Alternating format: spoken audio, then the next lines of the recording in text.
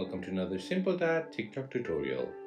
In this video, I'll show you how to get the monkey face effect on TikTok.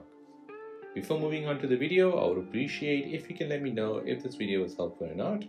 You can do this by hitting the thumbs up button or the thumbs down button. So this effect basically turns your face into a monkey. So let me show you how to get it. First, open up your TikTok app. Then tap on the plus sign to post a video. Now tap on effects the bottom left. Then tap on search icon. Search for monkey. In the search results, you're looking for Monkey by Florencia Raffa. It should look like this. Tap on it. Once you tap on it, your face should turn into a monkey.